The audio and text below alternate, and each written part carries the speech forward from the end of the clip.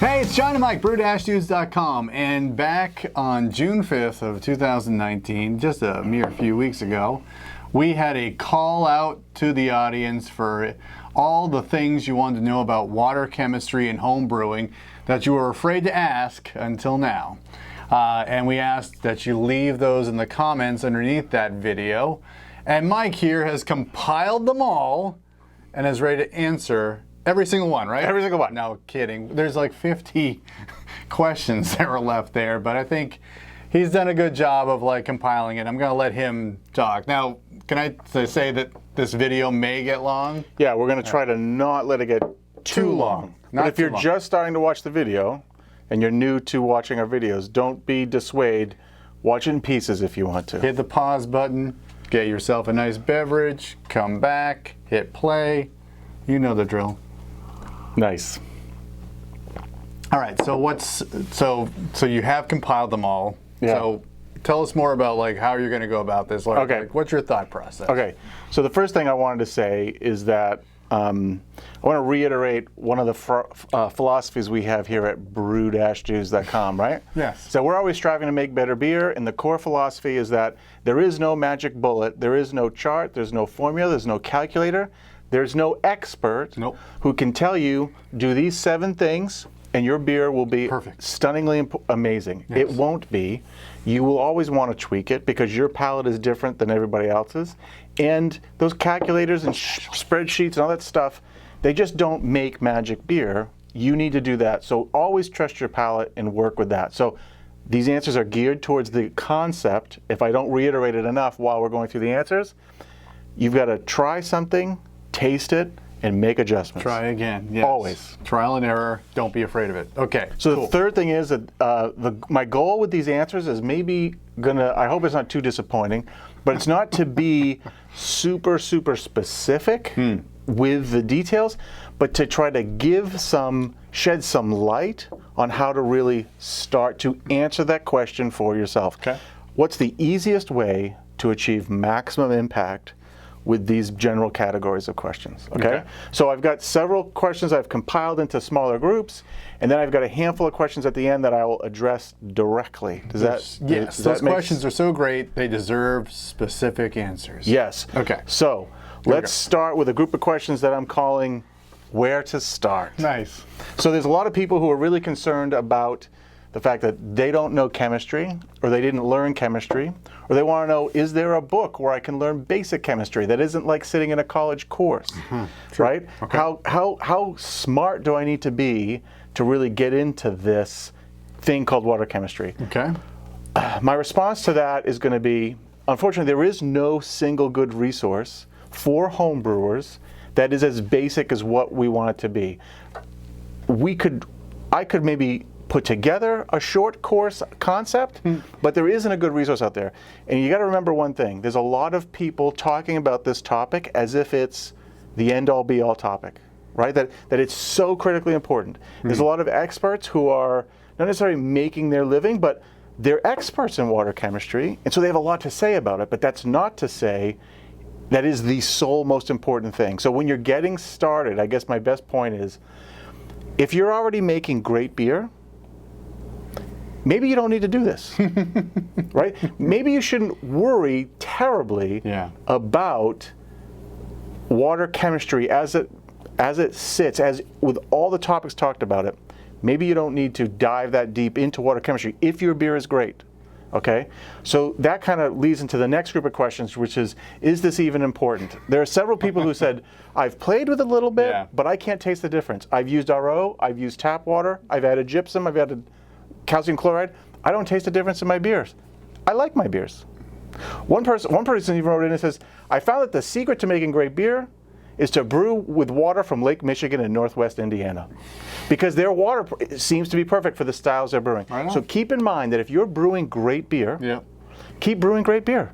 Don't sweat this stuff, right?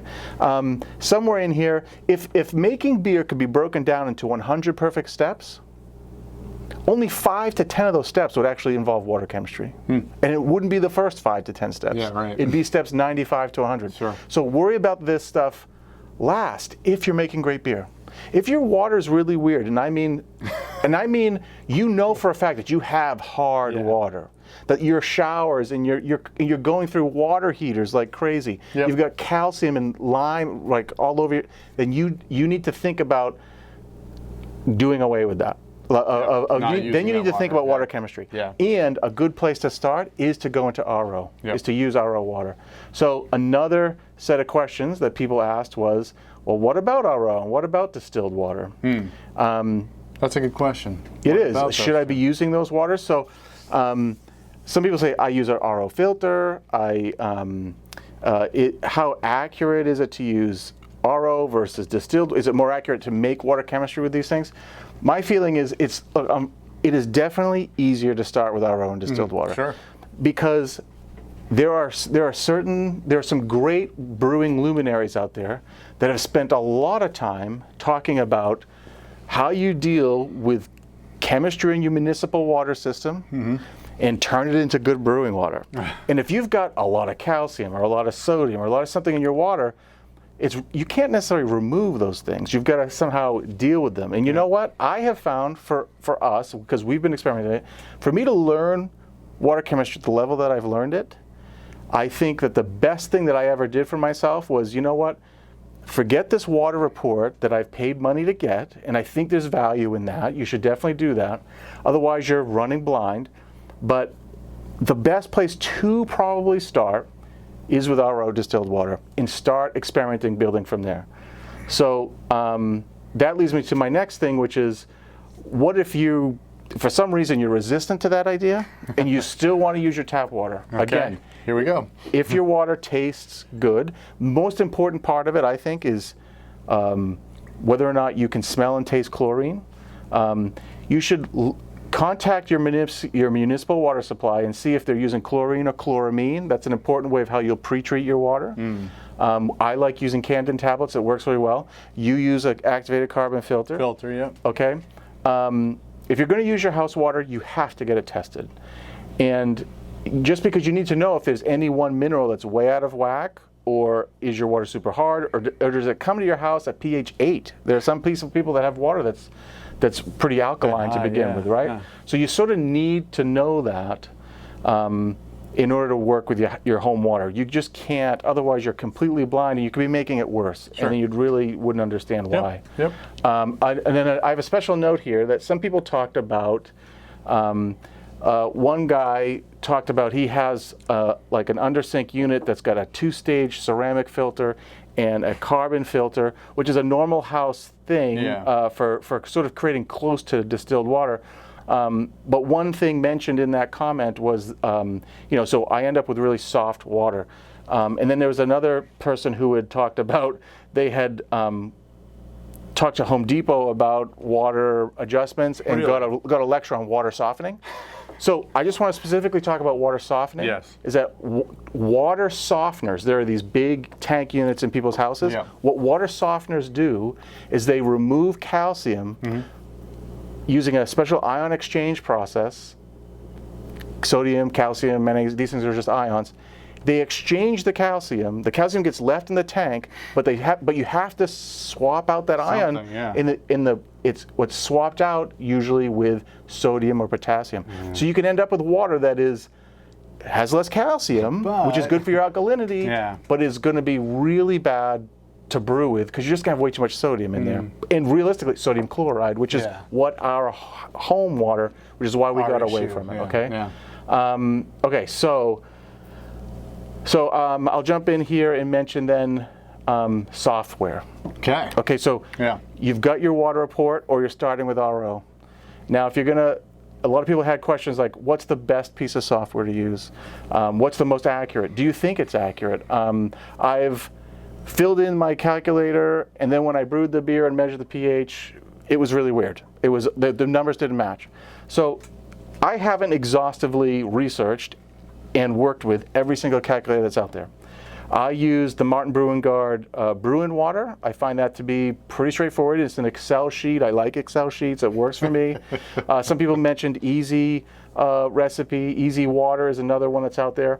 I've dabbled a little bit with the Brewer's Friend calculator. I use that. I find Brewer's Friend to have too complicated, too many options. It's somewhat non-intuitive, and it's very Kai Troyster-esque. If you've ever listened to a podcast with Kai Troyster, he's extremely smart. He's put a lot of effort into water chemistry, and a lot of things with brewing.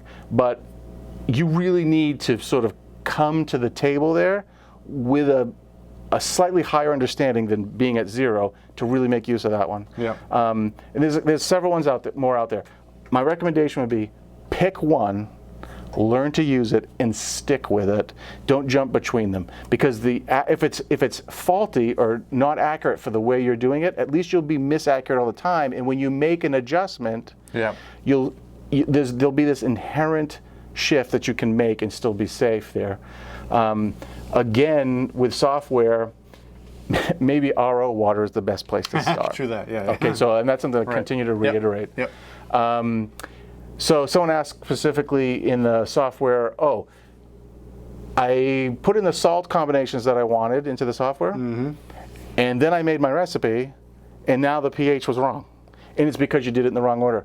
The salts don't drive pH nearly as much as the malt does, right? RO water has an uncanny desire to end up between 5.2 and 5.6 when you put malt in it. Thank you, Mother Nature. Yeah, they're right. So it works on its own. Yeah. But the chemistry, doing the right chemistry, helps move you along a little bit, right, with the salt. So if you should never be adjusting your chemistry, your water, first to make some sort of pH or whatever. It has to be based on what the malt's gonna be. So you can add your salts to the water before you start brewing, but don't worry about whatever the pH or of that water. Mix it all together and then make your measurement. Got it. Does that make sense? Yeah. Okay. Did I mention Sparge water yet? No. So some people just this doesn't fit in anywhere specifically in my train of thought here, but we are batch spargers. Yep. So the water chemistry of your Sparge water is less important. If the pH of your Sparge water, or your runoff, as you're sparging, gets above, is it 6.5 or 8.5? I think it's 8.5. You start to leach tannins into the wort. And so when you're fly sparging, that's very important. But for those of us who batch sparge, those of us who brew in a bag, that issue is not important. So to the people who specifically asked, what about chemistry in my Sparge water? Yes, you probably want to think about acidifying your Sparge water. And for me, like 1 to 2 mils of lactic acid or phosphoric acid per 4 gallons of Sparge water is probably more than enough to keep the pH down without upsetting the pH of the wort. Yeah. It has nothing to do with the pH of the mash. Yes. Okay. Which leads mash versus yeah. boil addition. And so right? I'll mention that here now. I don't remember where that is in all these questions, but there's two things. So this is sort of like the approach. Yeah. Is that water chemistry, the chemistry part, is important for the mash part. Yes. And that's the only place the chemistry really comes into play. Okay. The rest of it It's all flavoring? is all flavoring. Okay. And we've talked about this before. Yep. So use a calculator in conjunction with a pH meter or with using a strip, and I'll talk about pH in a minute. But so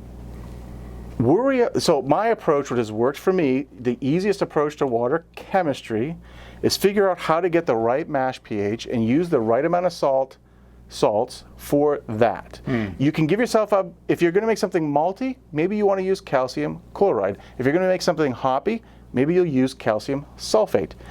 And then once you run off and you sparge and you've got your pre-boil volume in your kettle, that's when using your calculator before you started brewing, yes. you're going to say, okay, now I want to have a 3-to-1 ratio, or now I want to have a 1-to-2 ratio, or I want to have a little of this, a little of that.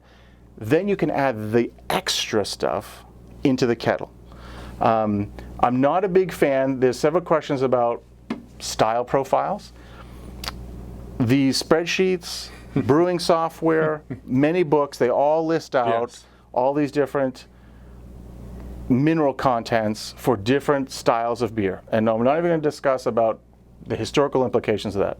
But the reality is, if you take one of these spreadsheets and you do the drop down and say, I want, Czech Republic water, I have found, just playing with the spreadsheet, it is nearly impossible to actually hit those numbers on the head with the right amount. So who knows? Yeah, ROI. you can get close, and you only need to be in the ballpark. Yeah. But to be honest, a lot of people get really hung up on the numbers. Yeah. So my point is this: seeing how you can't come up with the magical 4.121 grams of this and 6 grams of that to get the numbers to line up exactly with the classic brewing water you're trying to emulate, that should tell you something right there. Right? That it's not that easy. It's not that clear cut. Yeah. And that there is room for margin of error. So don't worry about that per se. Numbers, right? For different waters. Unfortunately, there isn't a great, so this still on style profiles, there isn't a great place to just say, okay, American brown ale needs to have this, this, this, and this. I mean, just open up any of your books, How to Brew, even some of the older books. It's all in there. It's in a lot of these spreadsheets. Work from there, but just remember that my philosophy on water chemistry is get the mash chemistry right, then think about what it is you want to do. Do you want to have a beer? Am I making a malty beer? Or a hoppy beer, right? yeah. Or a hoppy beer. And if that's the case, then start with a 2-to-1 sulfate to chloride for hoppy, or 2-to-1 chloride to sulfate for malty. And just remember that on simple math, 5 grams of gypsum and 2.5 grams of calcium chloride is not a 2-to-1 ratio of sulfate to chloride, because molecularly it doesn't work. Okay? Wow. Okay. That way. So that's why you need to have a calculator. Yes. Let's see. Water chemistry, software. Oh, so pH. Strips versus pH meters. If you're going to be super hung up on the numbers and you really want to calculate pH really specifically, you only need to be between 5.2 and 5.5.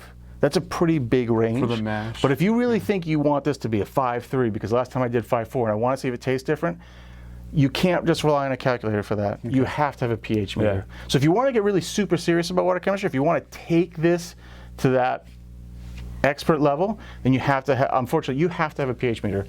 And you should spend good money on a pH meter. Your pH meter should have a separate probe. It shouldn't be all in one. You need to have the meter and then the probe. And you're going to have to buy storage solutions. You're going to have to read up on how to take care of it, things like that. Because I work in a lab, and we're constantly having to recalibrate our pH probe because we just don't use it that often. So the average home brewer brewing maybe once a month or twice a month, that probe's not getting used enough. So it's a trade-off. pH strips, there's a lot of love, there's a lot of hate for pH strips. I don't mind them as long as they're relatively fresh. I've had pretty good luck. Again, if they're wrong, they're going to be wrong the same way almost all the time for you. So if you're making adjustments, not based on numbers, but on taste, right? Yep. And that's a more powerful tool than going, oh, the strip says 5.3, 5.4. You can use strips as a cheaper way to do it, but don't kid yourself into thinking that you're going to be an expert pH guy without a meter, right? So you can definitely get into it with that. Let's see. Okay, software, Sparge water, style profiles. Okay, great. That's that stuff. Let me answer now some of the direct questions to add a little more flavor to everything we've talked about. I'm going to take a sip of beer. Little intermission. You should. You deserve it. Okay, so this guy Dan Walters asks, I've been adjusting the mash water for pH before mashing in, but is it better to adjust pH during the mash, and what would be the process for doing that? Here's the reality. The mash, the enzymatic conversion is going to be done in like less than 20 minutes. 90% of the conversion is going to be done in like 15 to 20 minutes, especially if you're mashing in above 150, 155 to, right? Degrees Fahrenheit. So if you mix it all in, and you wait 10 minutes because you got to let the chemistry happen, and you take a measurement with a probe or a strip, by the time you got to cool the sample down, or you got to correct for temperature. By the time you do that, another 10 minutes have gone by, and guess what? It's over. You've missed it. So that reinforces the point of take good notes, take good measurements, and be prepared to make the change next time. It's really hard to change course on your mash pH once it's rolling, because it's going to happen. Again, if you don't have a problem with things like body, attenuation, head retention, stuff like that, you probably don't have a water chemistry issue to worry about in the first place. Always keep that in mind. Right on. Flavor enhancer ratio. Beer. This is from Jay Falk. Beer styles with certain water chemistry, like brown ales, pH, enzymes. This guy just really wants a part 2 of explaining water chemistry: who, what, when, and where. So my response to this is use your palate as a guide, right? Read the books, look at the books. Don't worry about the hardcore chemistry. Get a sense for what they're saying about how flavor is impacted by different ratios of ions, specifically chloride and sulfate. Start with a calculator to get your starting point, and then adjust it from there with your palate. More chloride for malty beers, sulfate for hoppy beers, okay? And there was a comment that I addressed in the comments already on the website, on the YouTube posting, that sulfate, we've sort of talked about this, sulfate doesn't enhance aroma or flavor, really. It just impacts that bitterness quality, whether it's sharp or a little softer.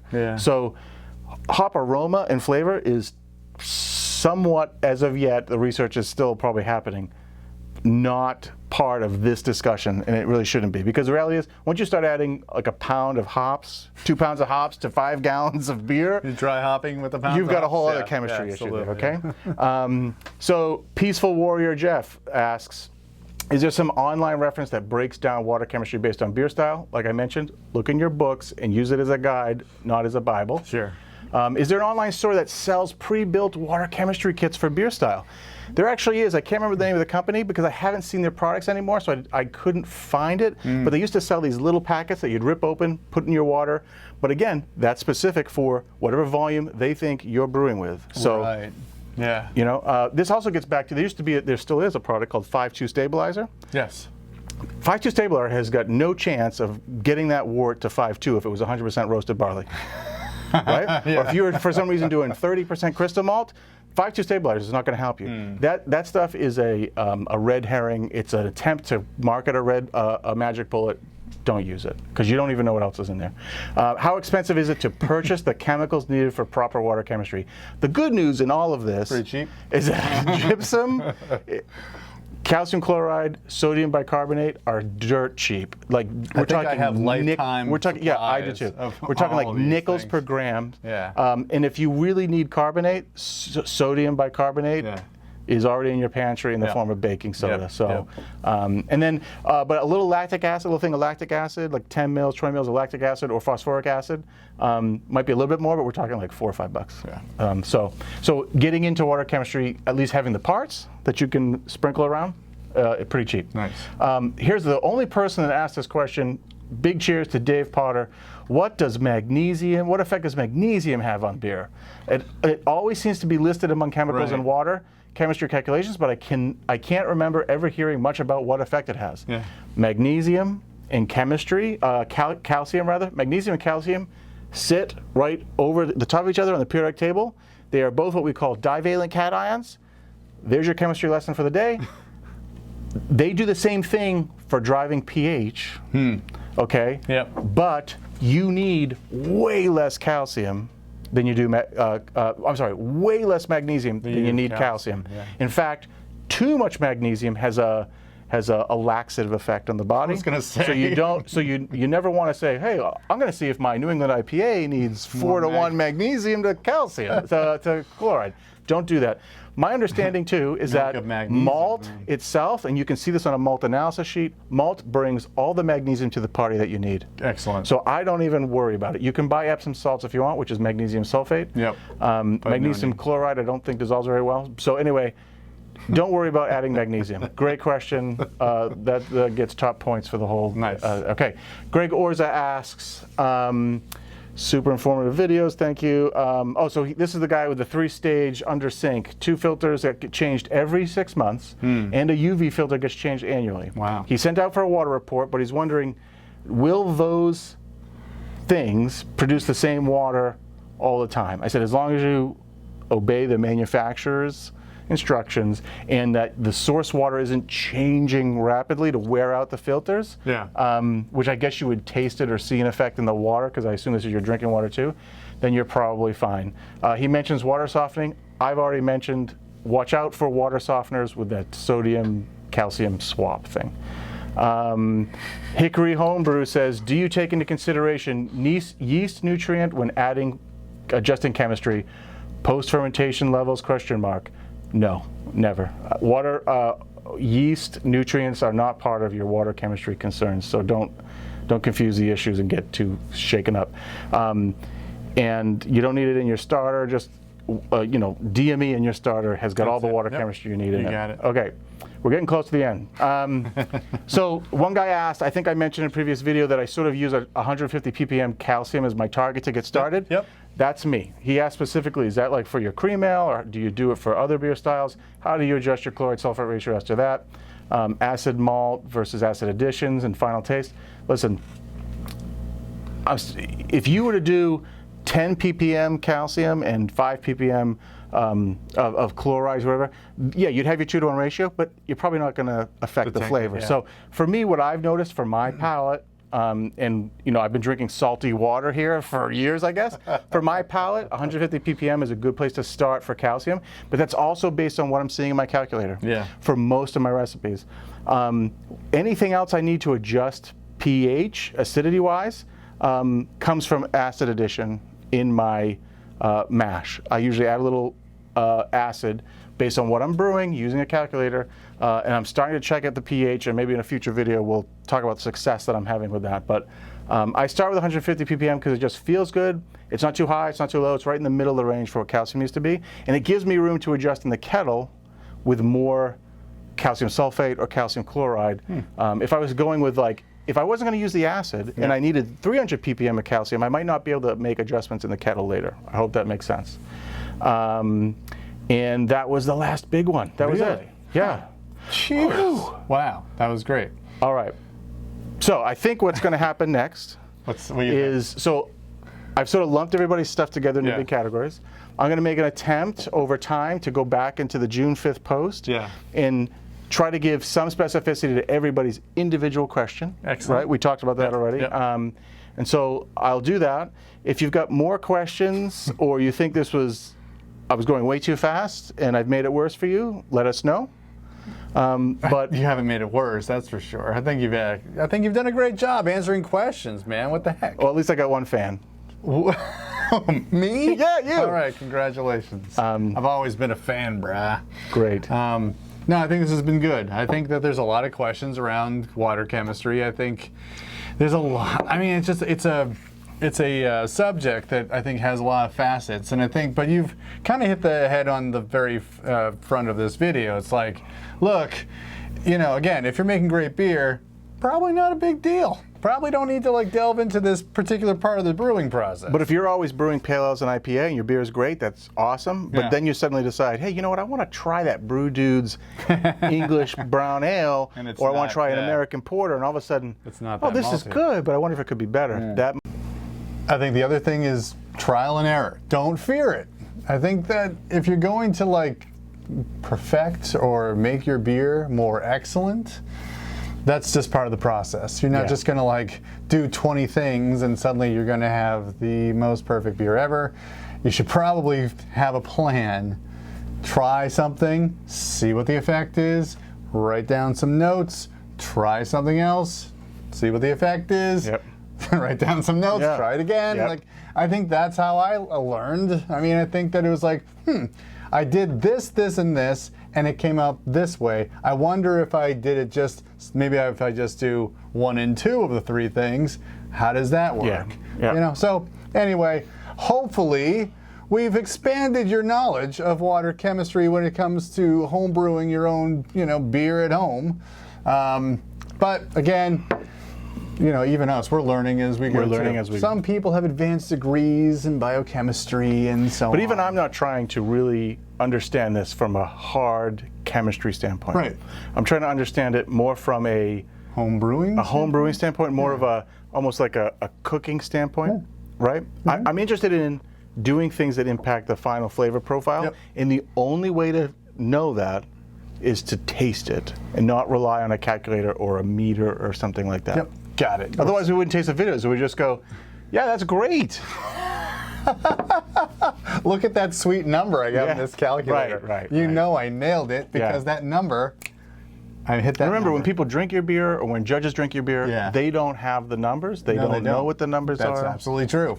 They don't say like, yeah, this The only thing that like matters is the taste. 150 ppm of calcium, definitely in this beer. Definitely. All right. Well, thanks a lot. Again, you know, there's always questions, and if we don't know the answers, we'll get through it together. For John and Mike, brew-dudes.com.